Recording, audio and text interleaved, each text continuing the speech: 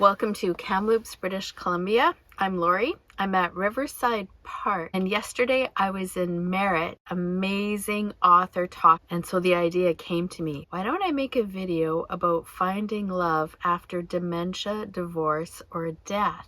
And these are 3 different ways that you can sort of heal your heart and find your way back to happiness after a huge loss in life.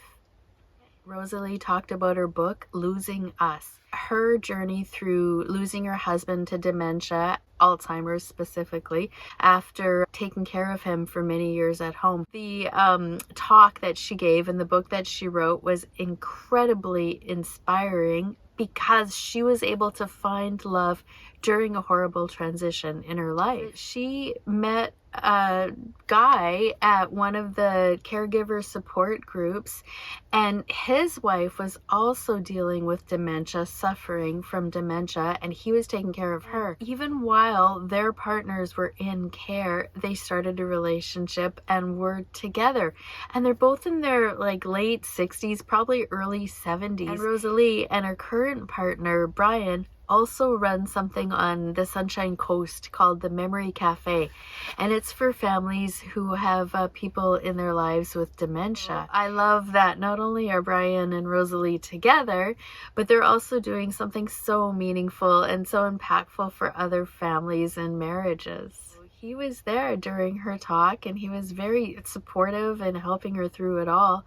Not that she needed help, but he was just there, and you could tell that they have a very strong bond and connection. So she struggled a lot with guilt, and she said she still has nightmares about putting her husband in care. She talked a lot about taking care of ourselves when we're grieving or dealing with someone with dementia or going through any sort of separation or loss. Each of us have our own mountains to climb, and we aren't responsible for how other people climb their mountains. Sometimes we abandon ours in order to help others for the purpose of helping them. But really, we don't want to climb our own mountain. Really, it's a lot easier to get involved in someone else's climb because it's not as emotional for you. You're not as attached to the outcome. It's not as painful for you. So it's actually very tempting, not just to help the other person because you love them, but also to avoid your own painful climb. When Rosalie talked about it, it really hit home for me. The second way of healing your heart is something that I'm doing right now in Kamloops. I'm working with the Therapeutic Riding Association as a volunteer for the next 3 months. I get to do so much, and I had 2 days of volunteer training last week, and it is overwhelming. This is the lining up dock where I try to get Milo in between those 2 sets of stairs. Doing something that's challenging and overwhelming, like meeting all these huge, massive horses. I'm learning how to tack and untack, put on all their gear and take it all off. I'm learning how to lead. You gotta watch when you lead him. He tried to eat my headband when I was wearing it.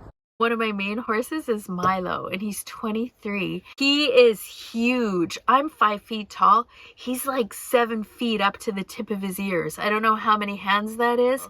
To put on his saddle, it's over my head. Like, his back is over my head. He's a really good horse, except that he gets impatient. When he gets impatient, which he didn't do with me, but I saw him do with another volunteer, he'll literally stamp his hoofs on the ground and he'll kick the door. When I'm tacking up the horse and when I'm cleaning out his hoofs, I also have to somehow keep an eye on his ears because that shows when he's in pain or if he's getting frustrated, and that's the first signal that there's going to be a kick. So there's a lot going on, and I'm so excited to be part of it.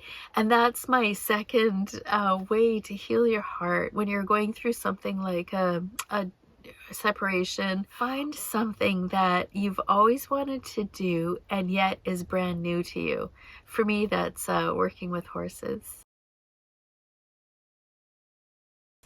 The third way to heal your heart after or while you're going through something really sad and painful is a topic I always dance around because I don't know how to talk about it. God or presence, that feeling of peace and love and joy that's deep inside you, that's always there. And the first time I experienced this was when I was like 7 or 8. I was riding in the backseat of my mom's station wagon. I was just watching this brick wall go by, and I suddenly felt this sense of presence, of just, there's more. I know there's more. And this presence, you felt it too. I know you felt it.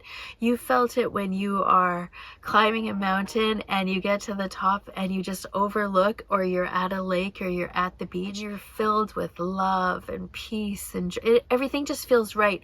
Or when you're holding a baby. I felt this when I've held babies and I haven't even had a baby. Love. It's love.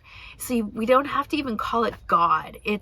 Or presence or the universe. It's just love. There's these experiences that we have in life that are transcendent, so far beyond what we can even verbalize. That is my third secret tip for healing your heart while you're going through something painful. Remember that this sense of presence and wholeness is in you regardless of whether you believe in Jesus or God. It's the same internal creation of life force that's in us all, and that's even better than horses.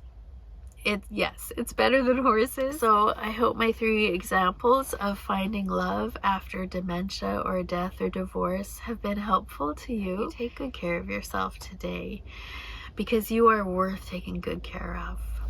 Mwah. Here's one way to take good care of yourself.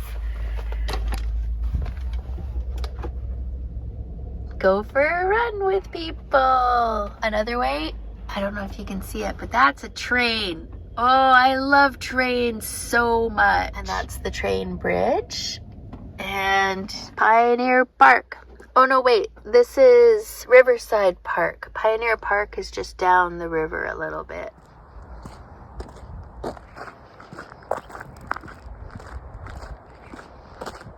These are the horses that live next door. I don't know what their names are.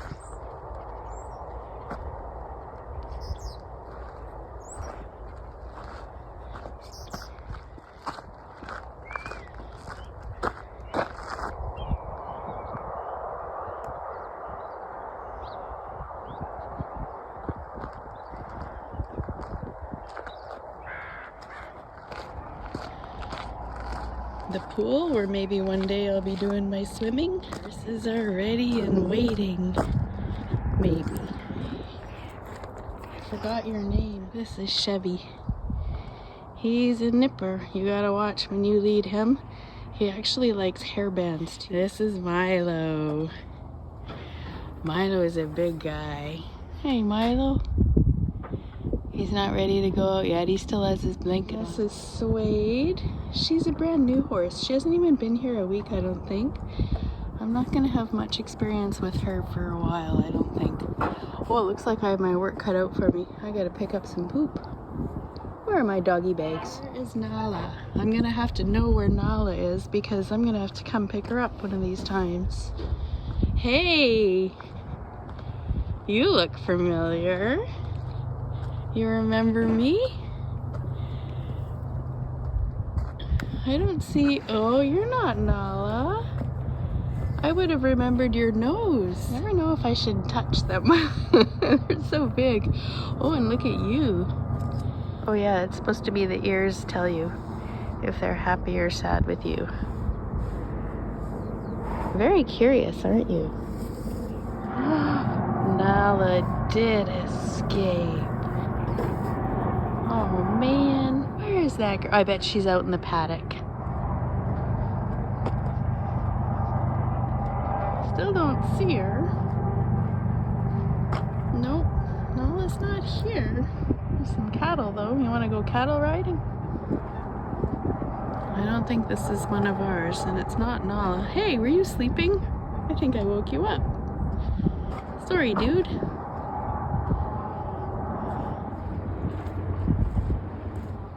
Okay, I guess I should get back to picking up. Oh man! Chevy! We just cleaned that.